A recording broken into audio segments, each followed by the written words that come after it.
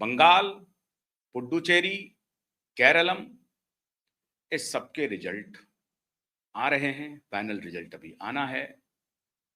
पॉल्टनो दरकार, यही बारी बीजेपी सरकार। तो नमस्कार।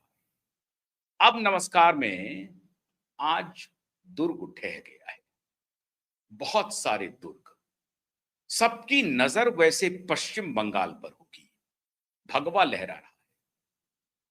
46 वर्ष में पहली बार भारतीय जनता पार्टी के अपने इतिहास में, और याद कीजिए श्यामा प्रसाद मुखर्जी का वो दौर, इसी बंगाल में आजादी के पहले एक सरकार बनी थी, और उस सरकार में हिंदू महासभा, जो आरएसएस जिसको आप कहते हैं, उसकी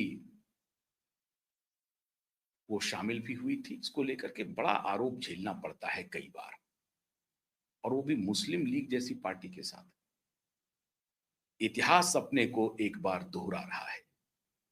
इतने लंबे अंतराल के बाद भारतीय जनता पार्टी की सबसे बड़ी अगर कोई ड्रीम होगी, कोई सपना होगा, तो यही सपना था। हर स्टेट में चुनाव हार जाए, पश्चिम बंगाल जीत जाए।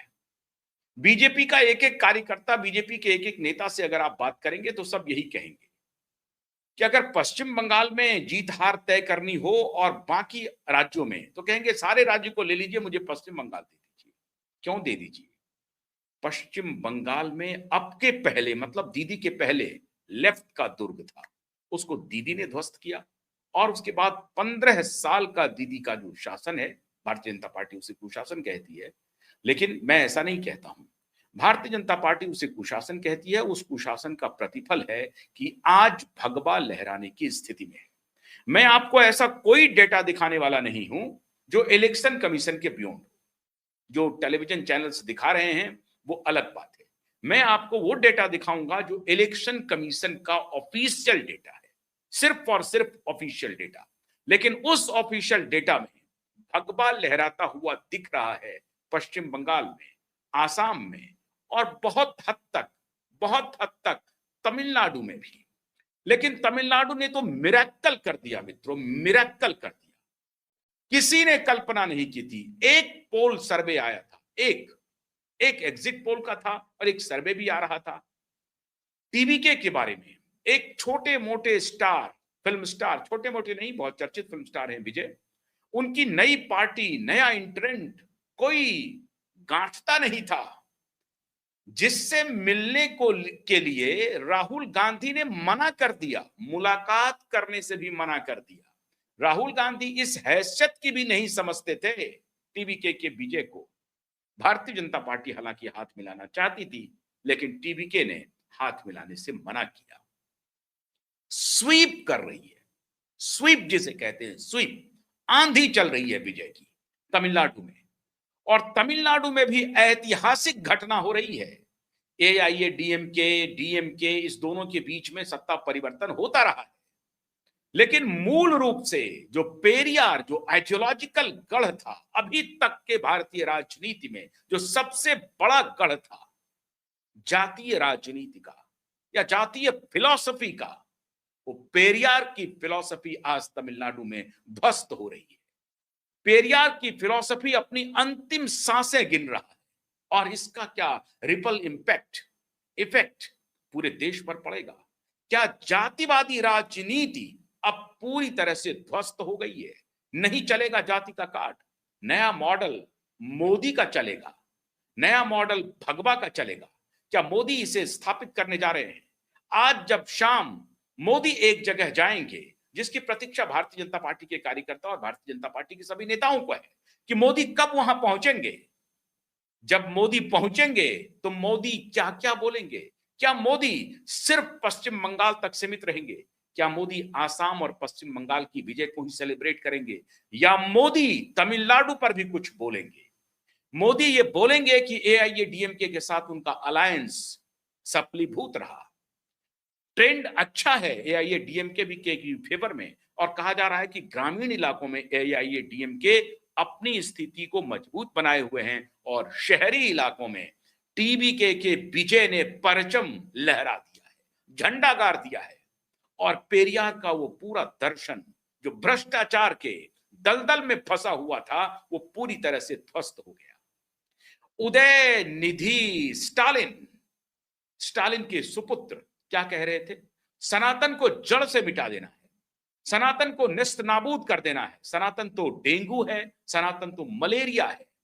आज उदय निधि स्टालिन का कोई नाम लेवा नहीं है, वो खुद ट्रेल कर रहा है, पिता उनके ट्रेल कर रहे हैं, पिछड़ रहे हैं। ऐसी स्थिति हो गई है उस तमिलनाडु में जिसमें और अभी अपोजिशन में कोई कैरिस्माई नेता नहीं है, जयललिता नहीं है। उसके बाद भी एआईएडीएमके अपने दुर्ग को बचाने में बहुत हद तक कामयाबी हासिल की है। लेकिन एक नया इंट्रांट, एक नया खिलाड़ी विजय ने सबका पत्ता साफ कर दिया। मैं इलेक्शन कमीशन का जो ऑफिशियल डेटा है, अभी जब मैं आपको लेटेस्ट इंफॉर्मेशन दे रहा हूं, हालांकि आखिरी वक्त तक इंतजार करना चाहिए, शाम 6 बजे तक इंतजार करना चाहिए, आखिरी राउंड की गणना तक इंतजार करना चाहिए। लेकिन जो इलेक्शन कमीशन का डेटा है वो मैं आपको बता रहा हूं। इसीलिए अगर आप टेलीविजन देख रहे होंगे तो मैं आपसे आग्रह कर रहा हूं कि आप हमारे नेटवर्क पे आ जाइए, आपको क्लियर इंफॉर्मेशन मिलेगा। ये तमिलनाडु का डेटा हम दे रहे हैं। अभी तक का जो आंकड़ा है, लेटेस्ट आंकड़ा, टीबी के 106, एडीएम के 64, मतलब एआईएडीएम के 64, डीएम के 42, पीएम के 5 और Indian national Congress 5, BJP 3, DMD के 2। ऐसा आंकड़ा अभी आपको कोई टेलीविजन चैनल नहीं दे रहा होगा। अलायंस दे रहा होगा या फिर कोई एक दो बड़ी पार्टियों का दे रहा होगा, लेकिन छोटी छोटी पार्टियों का भी हम आंकड़ा आपको मुहैया करा रहे हैं। टीबी के जो पहली बार पार्टी है, एक मिनट थोड़ा सा नीचे लाइए, आपको एक बार फिर से, टीबी के जो 106 सीट पर आगे चल रहा है, नया इंट्रांट है, डीएम के 64 पे, एआईएडीएम के 64 पे, डीएम के 42 पे, पीएम के 5 पे, इंडियन नेशनल कांग्रेस 5 पे, बीजेपी 3 पे और डीएम के 2 पे। ये है तमिलनाडु का आंकड़ा। अब मैं आपको पश्चिम बंगाल का आंकड़ा दिखा रहा हूं और ये वोट शेयर भी दिखाना चाहते हैं। अभी जो वोट शेयर दिखा रहा है इसमें, ये पश्चिम बंगाल का आंकड़ा आ गया। पश्चिम बंगाल का आंकड़ा हम आपको दिखा रहे हैं, जो लेटेस्ट अभी तक का आंकड़ा है उसके हिसाब से BJP 173, AITC 85, BGPM 1, एजीयूपी 1, CPIM 1, AISF 1। मैं हैरान हूं मित्रों, सीपीआईएम खाता भी शायद खुलेगा कि नहीं खुलेगा कहना मुश्किल है, लेकिन देखते हैं खाता खुलता है कि नहीं। अभी ऑल इंडिया तृणमूल कांग्रेस 85 पर है। इलेक्शन कमीशन के आंकड़े के बाद टेलीविजन दिखा रहा होगा 130, 135, 140, वो मैं नहीं जानता हूं, लेकिन इलेक्शन कमीशन का जो आंकड़ा है उसमें भारतीय जनता पार्टी का भगवा लहरा गया है। अब आगे बढ़ते हैं, दूसरा आंकड़ा दिखाते हैं आपको आसाम का। आसाम आप देख चुके होंगे, आसाम का भी दिखा देते हैं। डिटेल्स देखिए, बीजेपी 78 पे, इंडियन नेशनल कांग्रेस 24 पे, बीओपीएफ 10, एजीपी 3, एआईयूडीएफ 2, आरजेआरडी, अच्छा आरजेआरडी भी वहां पर चुनाव लड़ रही है, आरजेआरडी 2, यूपीपीएल 1। ये है आसाम का। अब एक बार केरलम चलते हैं सबसे पहले, या पुडुचेरी, केरलम लेके चलिए जरा सा। केरलम का हम आपको तस्वीर दिखा देते हैं। पहले जल्दी जल्दी हम आपको तस्वीर दिखा देते हैं, उसके बाद एनालिसिस पर आएंगे।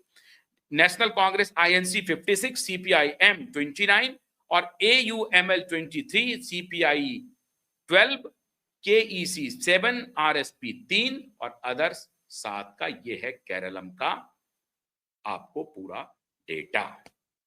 मतलब जो यूडीएफ अलायंस है, कांग्रेस लेड यूडीएफ अलायंस जो है, वो ऑलमोस्ट मेजॉरिटी में है और वो सरकार बनाने जा रही है। पुडुचेरी का हम आपको दिखा रहे हैं, ये है एआईएनआरसी 9, BJP 2, Indian national Congress 1, ADMK 1, DMK 1, others 3। और यहां पर बीजेपी और एआईएनआरसी का अलायंस है, तो ये अलायंस भी यहां पर मजबूत स्थिति में दिखाई पड़ रहा है। ये इलेक्शन कमीशन के हिसाब से मैं बोल रहा हूं। अब इसको हटाते हैं और चर्चा करते हैं एनालिसिस की। क्या हुआ, कैसे कैसे दुर्ग ढह रहा है, स्टालिन कहां पर कमजोर हो रहे हैं और कहां पे स्टालिन की कमजोरी के बाद पश्चिम बंगाल में क्या हुआ। कल की खबर हमने आपको दिखाई थी कि पश्चिम बंगाल में बड़ी तेजी से